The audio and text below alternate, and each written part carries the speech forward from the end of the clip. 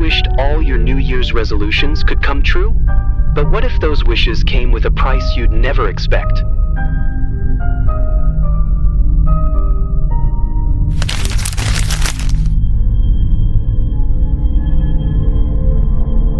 Welcome to I Felt the Dark, the ultimate hangout for horror fans. This time, we're bringing you the chilling tale of deadly resolution, where simple wishes turn into a terrifying, cursed game. What if your New Year's resolutions ended up ruining your life? Don't forget to subscribe, hit the notification bell, and share this story on Facebook, your group chats, or wherever you like. Get ready to feel the darkness.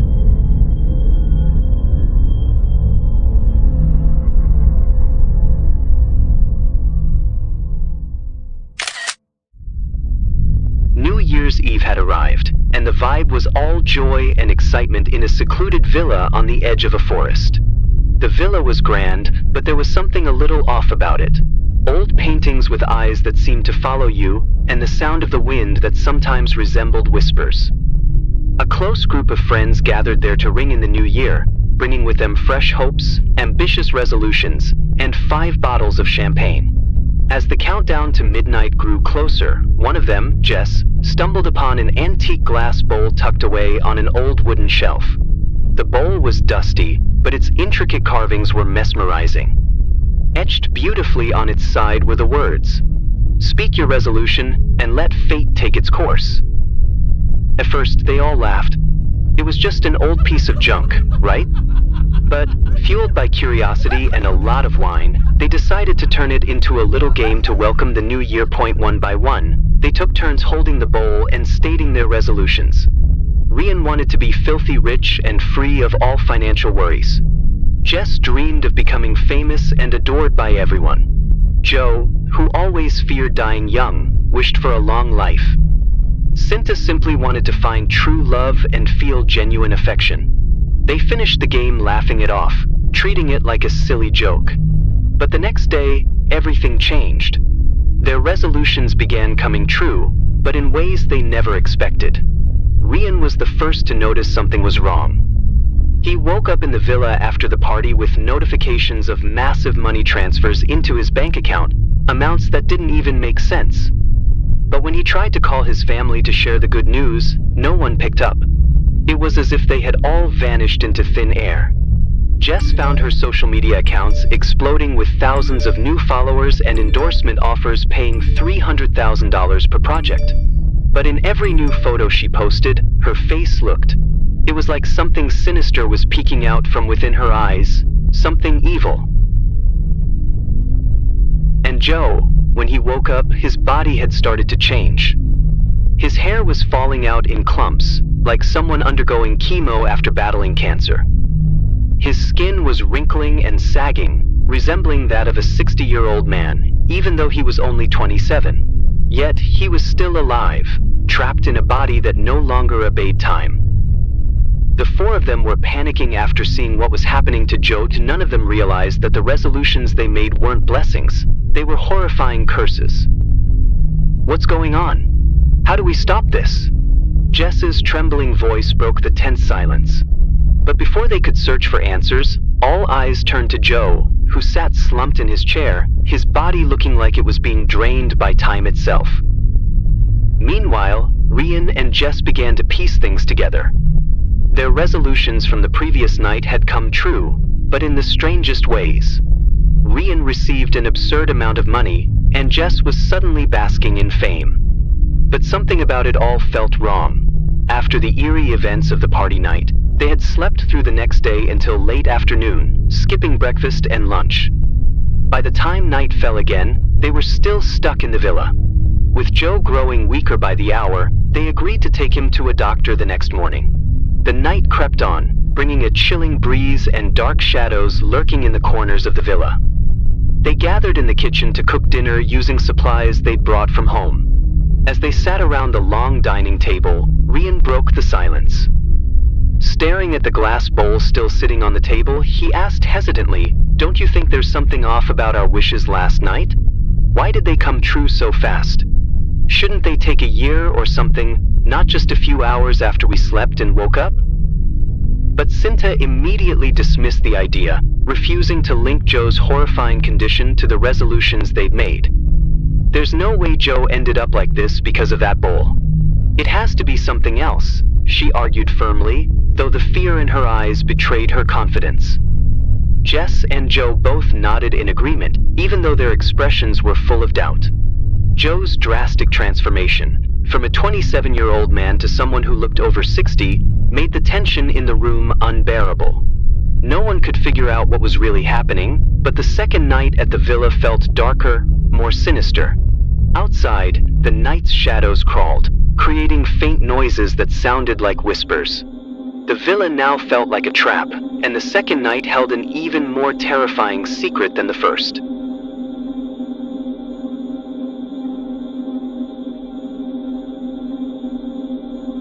That second night was cold. The wind howled through the cracks in the old villa's windows, bringing a soft whisper that sent chills down their spines.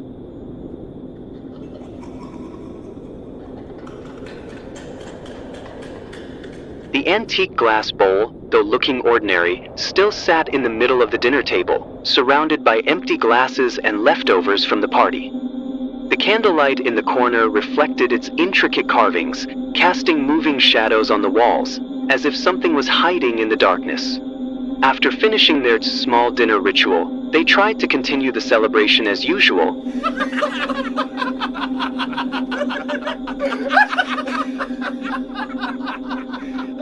Laughing at Rian and Jess's achievements, even though it was weird how quickly they had happened, and the sadness was hard to hide when they saw Joe's drastic change. But amidst the excitement, curiosity continued to weigh on them. "Joe, are you hiding something from us?" Rian asked, his gaze serious. "You've really never been sick or had chemotherapy before?" Joe weakly shook his head, his voice desperate. "I've never been sick, let alone had chemotherapy. I don't even know what's happening to me." That answer only made the atmosphere more tense.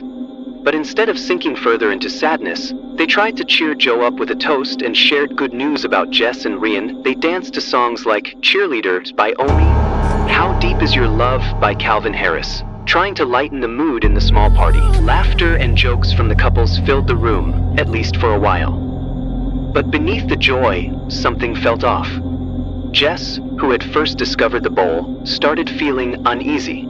Her skin prickled for no reason. Every time she looked around, it felt like there were eyes watching her from the darkness, not from her friends, but from something unseen. By 2 a.m., the party began to wind down. Rian, half drunk, suggested a new game. "How about we guess each other's secrets? That'd be fun, right?" But no one was excited. Fatigue started to take over, and one by one, they complained about wanting to sleep. Jess stayed at the table, her eyes fixed on the glass bowl. The strange glimmer of its carvings reflected into her eyes, almost calling to her.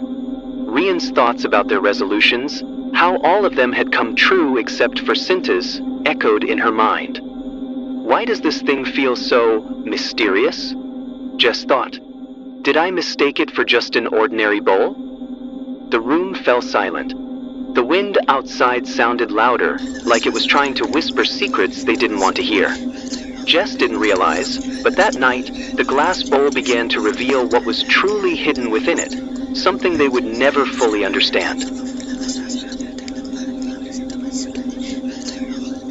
Even though Jess felt happy to be with her friends, she couldn't shake the uneasy and guilty feeling that kept haunting her. It was like something really valuable had been lost from her. But Jess chose to keep those feelings hidden. She was afraid that if she voiced them, it would only trigger panic and chaos among her friends. That night, they finally decided to sleep in pairs, hoping to comfort each other. But none of them felt truly at ease. They were all consumed by nightmares, dreams that felt too real to just be called dreams. Rian dreamt of piles of money surrounding him. He was at the peak of wealth, with a yacht, partying with beautiful women who adored him. In his dream, he traveled the world, enjoying limitless luxury. But something was wrong. His family's faces faded, disappearing like smoke. There was no way to contact them. The party guests laughed, but their eyes were empty, their gazes chilling. Even though he was partying under a beautiful tropical sky, the atmosphere felt hollow, like a celebration without a soul. Jess woke up first around noon. Her body was drenched in cold sweat, her breath short like she was having an asthma attack. She walked slowly to the bathroom, her weak body making every step feel heavy. When she looked into the mirror, she could barely recognize her own face, pale, hollow, and looking much older. As she reached up to touch her face, the reflection in the mirror moved faster than she did. "I'm just exhausted," she muttered, trying to calm herself, though her heart was saying otherwise. Fear forced her to step back. She went back to the bed and hugged Cinta tightly, hoping her presence would chase away the horror surrounding her. But the hug woke Cinta up, who also gasped for air, haunted by the nightmare she had just experienced. Jess got up and went to the living room, shivering even though there was no cold wind. She immediately grabbed her phone, trying to distract herself. But something felt off. The messages she had sent to her family weren't getting any replies. She tried calling her mom, but all she heard was a loud static noise. Shaking, she opened her social media, only to find something even more terrifying. All the photos of her family had vanished, as if they had never existed. Meanwhile, Rian woke up because of the non-stop notifications from Jess's phone.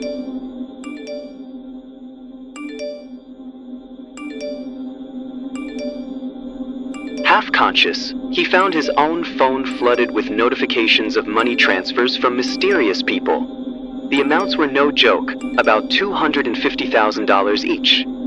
All these transfers seemed like mistakes, but the weird part was, they kept happening to his account.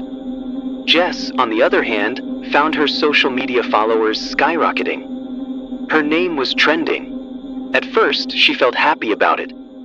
But that excitement turned into fear when she opened the comments section. All the comments said the same thing: "I'm your fan, I love you." Even scarier, she found a photo of herself that had been taken secretly.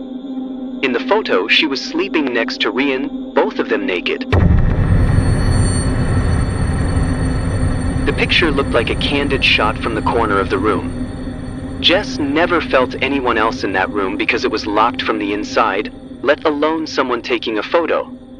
She became even more anxious when she realized that her pretty poses, which had previously gotten little attention, were now going viral on multiple platforms.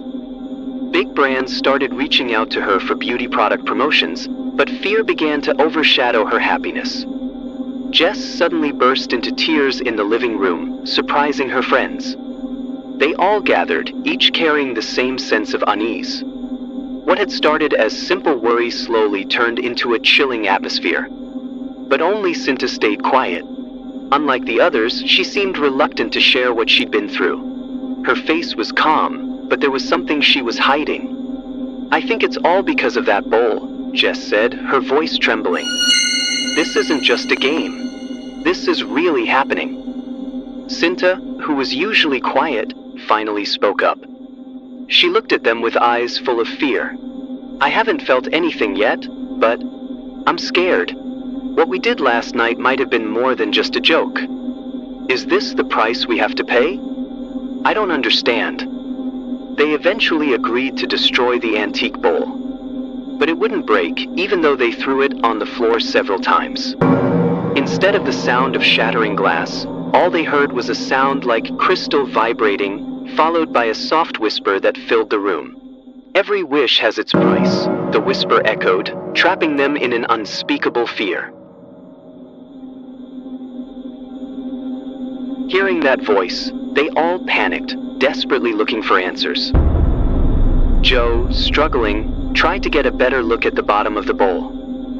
He found a clear inscription that hadn't been visible before.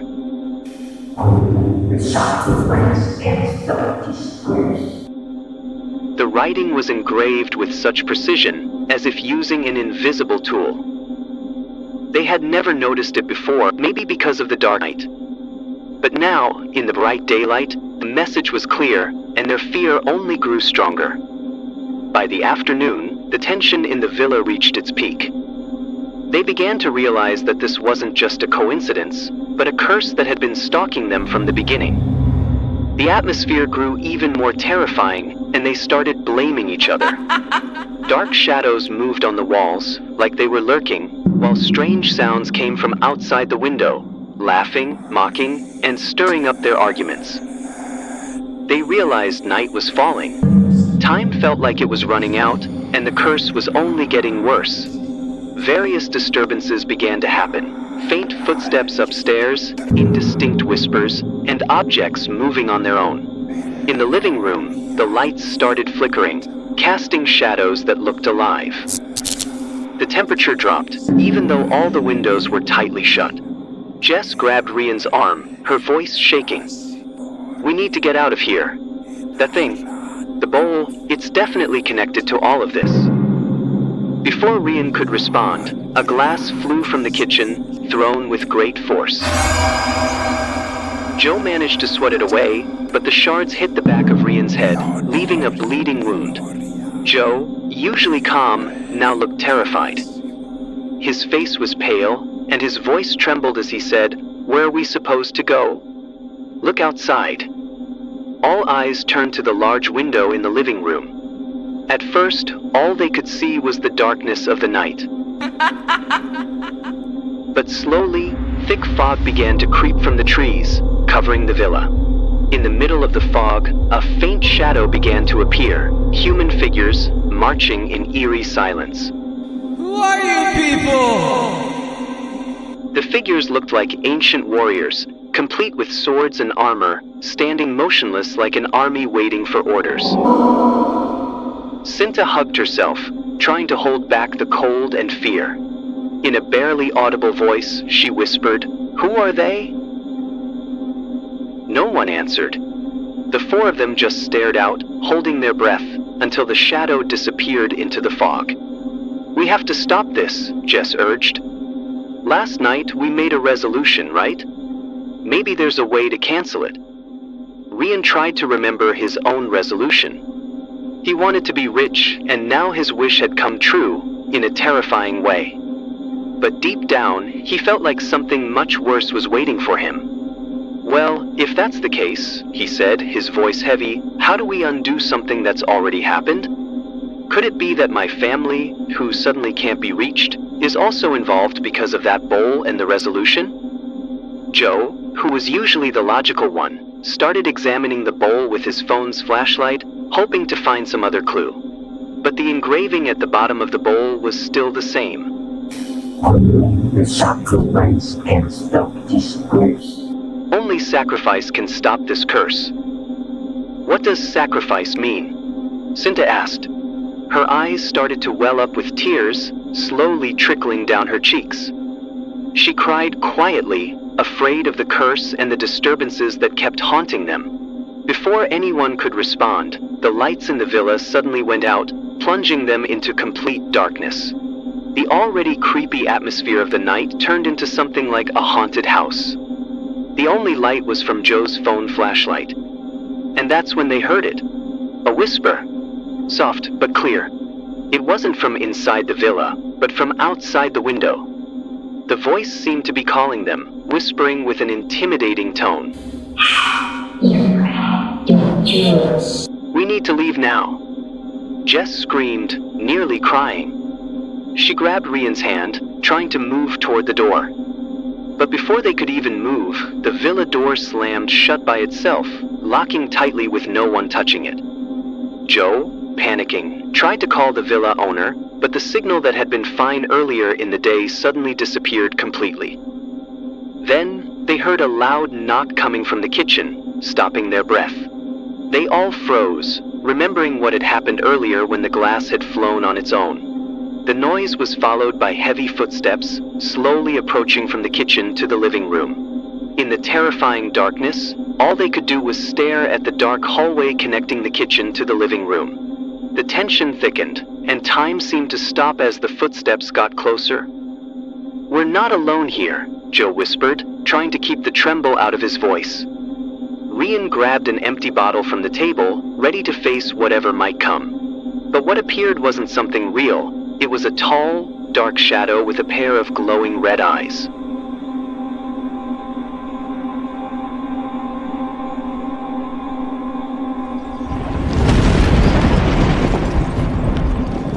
In the darkness, only those eyes were visible, shining through their fear.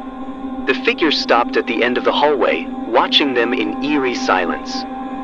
Then, it spoke in a voice that sounded like thousands of whispers merging into one.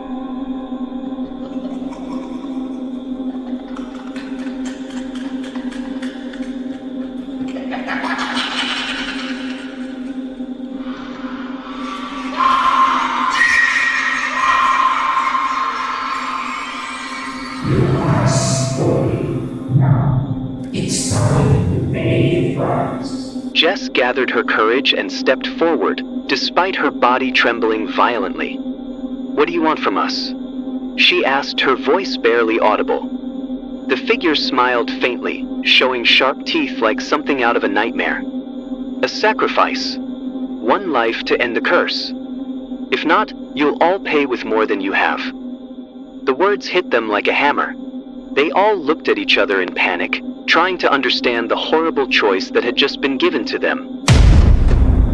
"It's impossible," Cinta whispered, tears streaming down her face. "We can't do that." But time was against them. The villa began to shake violently, like it was being hit by an earthquake. It was strange, considering the area hadn't had a quake in over 100 years.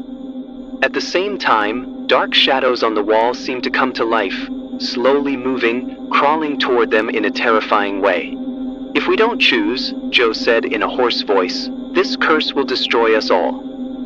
They kept backing up slowly, moving toward a wall with no windows, trapped with no way out. The choice was now in their hands: sacrifice one of them or face the inevitable curse.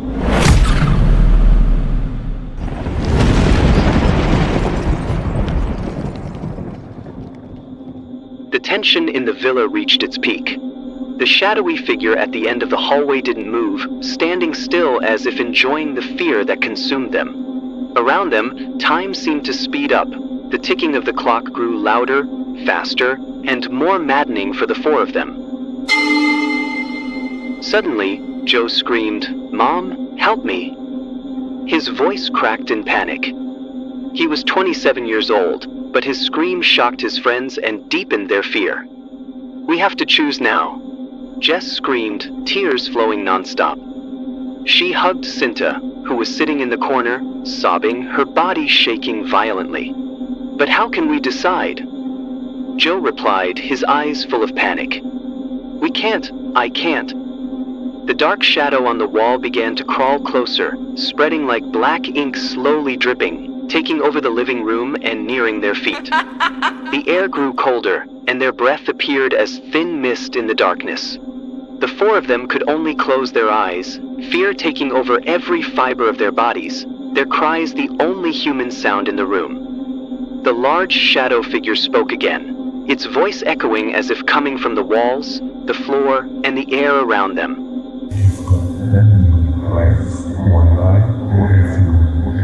Rian gripped the bottle in his hand tighter, trying to calm his chaotic mind. He searched for a solution, though fear clouded his judgment. In his panic, he forced himself to speak firmly. "We have to work together," he said, his voice trembling but determined. "There has to be another way. Maybe we can destroy that bowl, or anything that can stop this." Joe shook his head quickly, his face pale. "You heard what it said. We can't break the curse without a sacrifice." Those words hung in the air like a dagger, stabbing into their hearts. Time kept ticking, and the shadow on the wall got closer, as if preparing to envelop them in eternal darkness. Cinta suddenly stood up. Her face, wet with tears, now showed a cold determination that shook them all. "Then I'll do it." Her voice was quiet, but every word sounded like the toll of a death bell in their ears. Everyone turned shocked. Jess immediately hugged Cinta, tears streaming down her face. "Don't say that." Cinta lowered her head, but her eyes were full of resolve. "But it's my fault," she said softly, her voice hoarse. "I was the one who suggested we have the party at this villa. If it weren't for me, we wouldn't be here." Jess cried harder, pleading, "Cinta, please, don't do this. We can find another way. I don't want to lose you." But before they could say more, the villa started shaking again. This time, the tremor was much stronger, causing dust to fall from the ceiling. The dark shadow now covered almost the entire floor, creeping up the walls. The figure's voice echoed, louder, scarier, as if thousands of souls were screaming at once.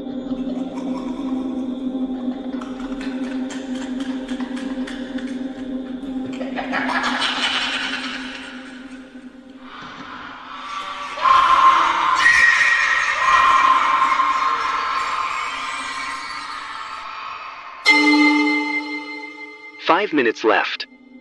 The tension reached its peak. The room was filled with panicked screams and cries. Joe slammed his fist against the wall in frustration. "If we keep going like this, we're all going to die." He shouted, his voice filled with anger and fear.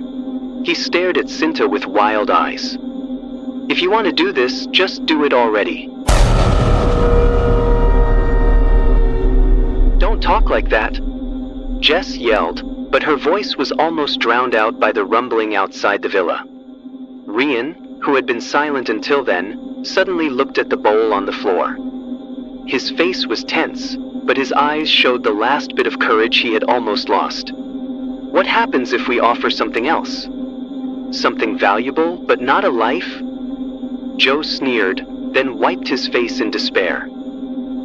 "You think this is some kind of puzzle, Rian? That thing clearly wants blood." But Rian didn't listen. He approached the bowl lying on the floor, cutting through the black fog that seemed to try to block him. With shaking hands, he picked up a shard of glass nearby and cut his palm. His blood began dripping into the bowl. "If this doesn't work," he said, his voice trembling, "at least I tried something." They all held their breath. Time seemed to stop. The shadow that had been creeping froze, as if it was watching Rian's actions. Instantly, the tense atmosphere changed. Joe chuckled quietly, followed by Jess, who smiled faintly while wiping her tears. "We did it," Cinta murmured with relief. They started laughing softly, their cries turning into bitter smiles. But that laughter didn't last long. A terrifying voice echoed throughout the villa, sounding like a demonic laugh surrounding them. "You think that's enough? Your little bit of blood won't save you." They froze, their smiles fading instantly. The lights in the villa flickered, and the sound of the door locking grew louder, like someone trying to break in. The remaining time became a very real threat, haunting them with every passing second. 3 minutes left. Cinta finally took a deep breath. With determined steps, she walked towards the huge shadow. "All right," she said, her voice trembling even though she tried to show courage. "Take me, but let them go." The shadow smiled, and instantly the room became quieter than ever before. Jess ran, trying to stop Cinta, but it was too late. Cinta stood in front of the shadow, walking quickly, and the villa was once again engulfed in darkness. At that moment, Cinta seemed to be pulled by the darkness that swallowed her body, leaving behind a faint sound in the air, almost inaudible. It felt like a final request, a whisper that human ears couldn't understand. In just a few seconds, Cinta disappeared, forever. "No!" Jess screamed, running to pull Cinta back, but the darkness was too strong. Cinta was dragged faster, like the blink of an eye. But once the shadow disappeared, the villa lit up again, and it felt like everything had turned into what they hoped for. When they regained their senses, Cinta was gone. The shadow was also gone, and the villa felt silent. There was only an empty bowl on the floor, Rian's blood still fresh, and the engraving inside the bowl had changed to a new message. "Sacrifice accepted. Remember the price of every desire and hope of the sacrificer. The three of them left the villa, trembling, with nothing in their hands.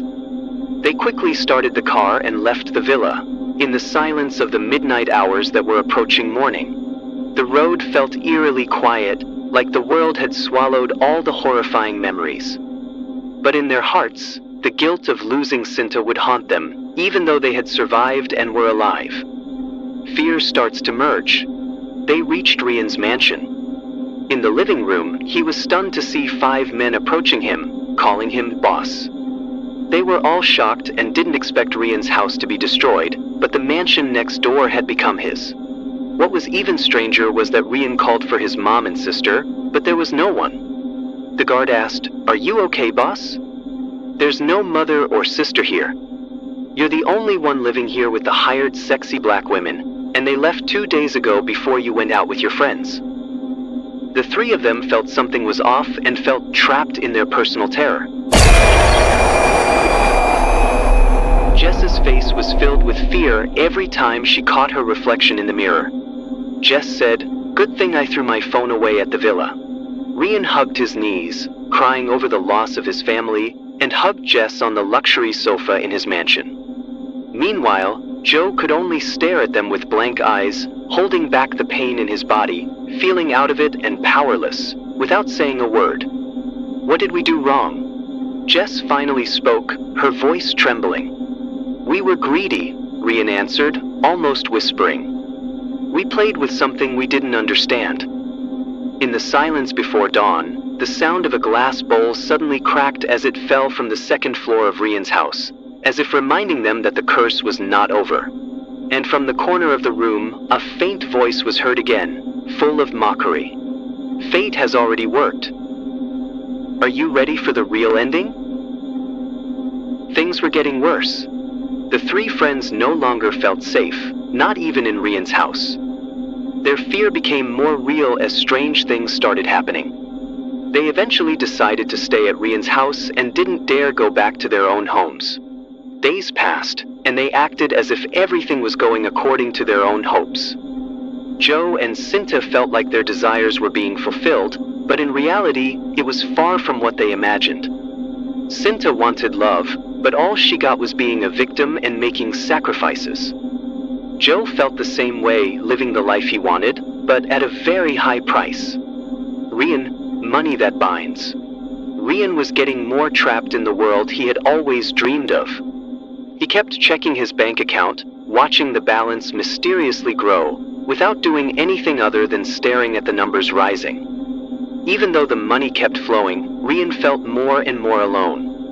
Every time he tried to call someone, his phone only showed names that were gone.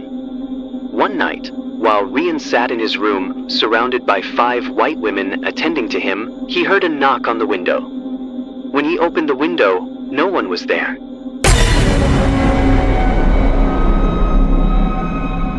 However, there was an empty envelope on the table. Rian opened the envelope and found a photo of himself, against a silent background, with no one around him. In the photo, he was smiling broadly, but his eyes were empty, as if he had lost his soul. Rian tried to rip the photo into pieces, but his phone suddenly cracked by itself. The sound of breaking glass echoed through the room. Rian, who was enjoying the party with the hired women, was startled by the sound of shattered glass. The world around him seemed to be eroding him, making him uneasy. His fear became more real. He wasn't just losing loved ones, but also himself. Everything he had wanted had now turned into a curse he couldn't escape. Jess, famous in the darkness. Jess felt like she was becoming a star in the online world, but that happiness quickly turned into a nightmare. The more followers she gained, the more terrifying photos started to appear. Her face became more distorted with each photo, as if a dark entity was possessing her body. She kept taking selfies in different styles to post on social media. All the photo shoots at Rian's house, helped by the assistants, felt awful to Jess. Poses and even special videos for premium followers felt like failures, but Jess couldn't stop obsessing over the photos. She became more obsessed, forgetting everything that had happened before, including the loss of Cinta and Joe's pain. One night, while she was live-streaming a naked video for her premium followers, she felt like someone was watching her from behind. When she turned around, there was only a black shadow that quickly passed by. But when she looked back at the laptop screen, her face looked even scarier than before. Her smile was frozen and her eyes were empty. "How did I end up like this?" she whispered, trembling. At that moment, her followers started leaving strange comments. "Who's behind your face? And you're not Jess anymore, are you?" When Jess tried to delete her social media account, all the photos and videos she had posted disappeared on their own, replaced by images of her face growing more terrifying.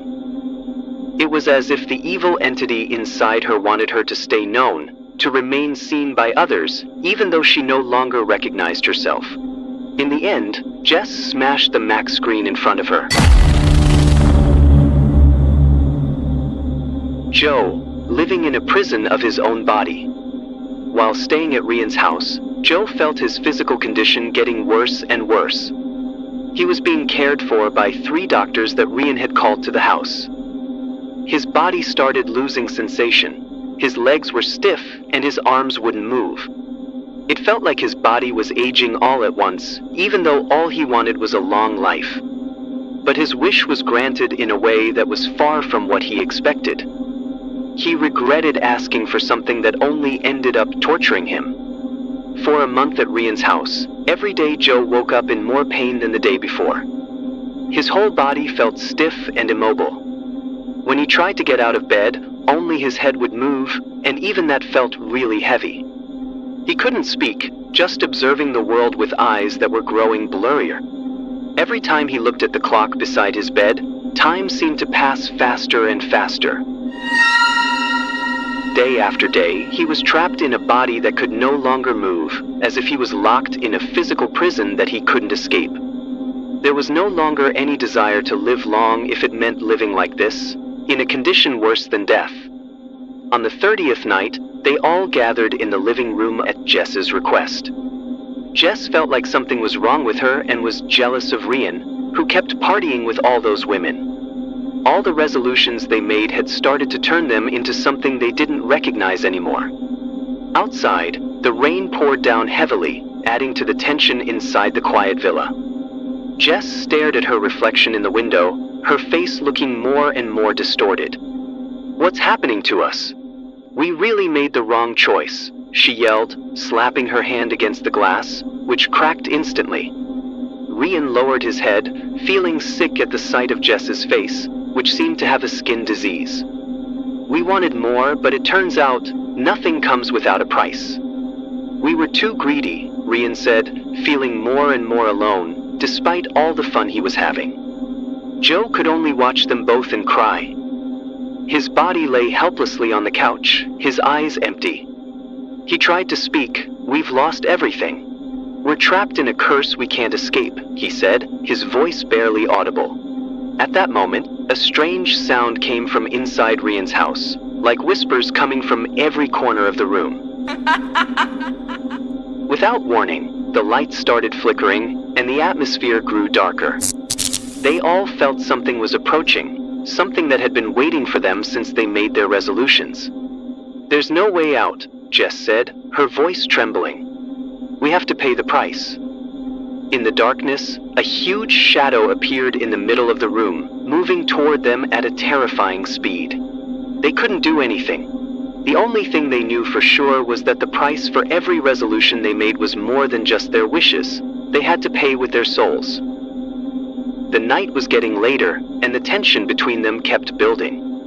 The guards at Rian's house stood frozen like statues, and the doctors were doing the same. Even the women, who were naked, were just lying there like corpses in Rian's room. It seemed like everything was just for sleep, as they all gathered in the main room of Rian's big house. Their faces were tired and scared, their eyes full of anxiety. The only thing they believed could end the curse was breaking the glass bowl that had started all the destruction. They knew the longer they waited, the bigger the risk they faced. No one could imagine what would happen if they failed.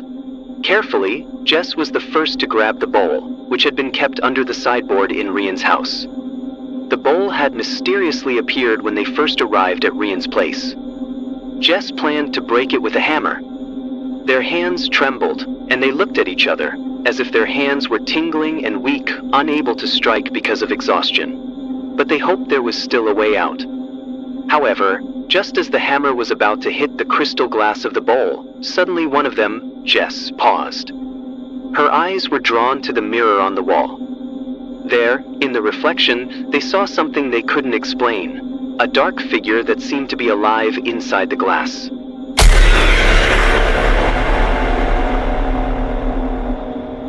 Their eyes widened as the figure began to move, touching the surface of the glass and staring at them with a terrifying gaze. A raspy voice echoed through the room. "One of you must replace me to stop this." The figure smiled, but it wasn't a kind smile. It was a horrifying smile, filled with endless suffering and hatred. Without a sound, they all felt like the air was getting heavier and time was starting to slow down. At that moment, the tension peaked. They realized they weren't just fighting a curse, they were fighting something bigger, something evil, that had taken control of them. Who will sacrifice themselves first? The figure asked again, its voice both eerie and frightening. Among them, Jess was the first to speak, her body trembling with fear. "We have to find a way out without anyone sacrificing themselves." She cried, though her voice shook. But another voice began to echo. "There's no other way," said the ghostly voice. They were too deep into this game, and the final choice came with a very high price. The three of them began accusing each other, panicking.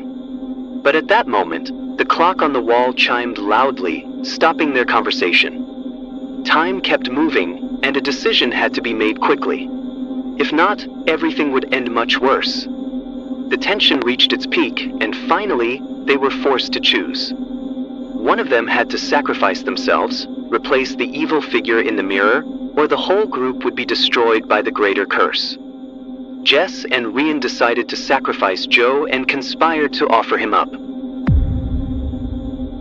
But it turned out the ghost wanted all three of them. The hope for love and care that they once had was turned upside down into a horrifying selfishness. Cinta, who had once been full of love, turned out to be the first to sacrifice all three of them. She had been forgiven when she dared to sacrifice herself before. Now, Cinta was safe and still in the villa, waiting for them to become the next true victims. Only through sacrifice can the curse be stopped, but the price to pay is huge. Joe, who hoped to face his fear, turned into a coward and even pushed Cinta to leave.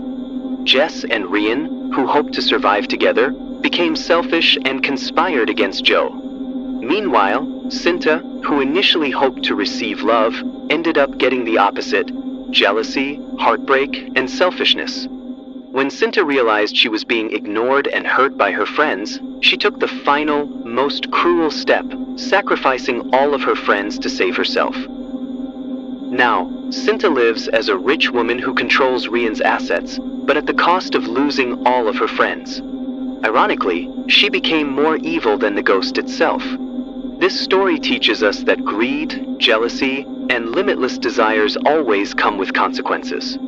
And what's even scarier is that even a friend who seems kind can become the greatest threat when they feel hurt. Sometimes, what we wish for ends up being our worst nightmare. What's your New Year's resolution? After watching this, do you still dare to wish for something without considering the risks? Share your story in the comments, and don't forget to subscribe and share this video with your friends. Share your story in the comments, and don't forget to subscribe and share this video with your friends.